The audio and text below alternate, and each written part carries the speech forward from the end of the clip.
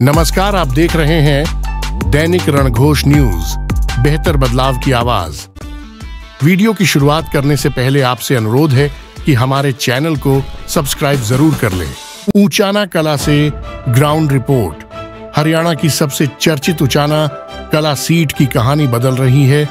वीरेंद्र घोघड़िया की सामाजिक ताकत से कहीं राजशाही घर ना बैठ जाए। इस सीट का विश्लेषण करने से पहले आपको उचाना से एक दादी की आवाज सुनाते हैं। हे भाई, कल चोरी कर गई थी और उनका सारा कुंबा लक्षण में लग रहा है। बहुत बढ़िया छोरा, सबकी इज्जत करे है और भाई वो जीतना चाहिए। वीरेंद्र घोघड़िया। हरियाणा विधानसभा चुनाव में उचाना कला ऐसी सीट है जिसके बारे में हर कोई हर पल अपडेट रिपोर्ट ले रहा है। यह दो राजशाही परिवारों की संतानें अपनी प्रतिष्ठा के लिए सब कुछ दांव पर लगा चुकी है।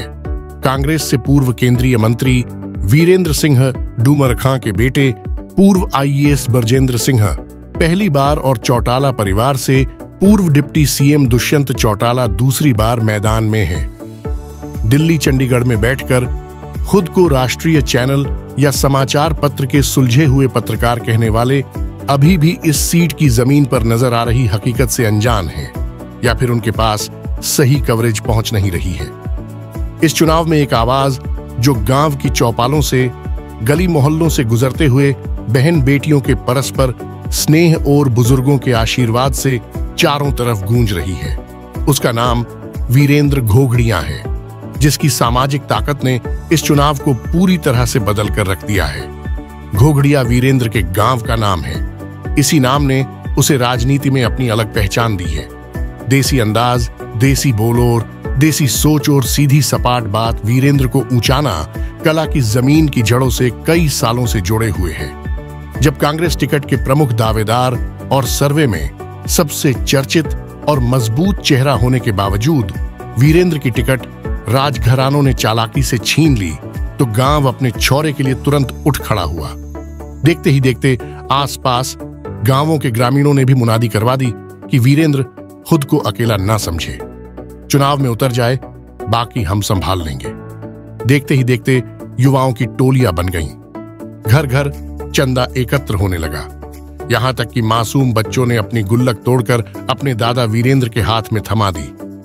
उसी पल वीरेंद्र ने मान लिया था कि परमात्मा ने बच्चों के रूप में अपना आशीर्वाद दे दिया है। अब वे अपनी उचाना की माटी के लिए अपना जीवन न्यौछावर कर देंगे।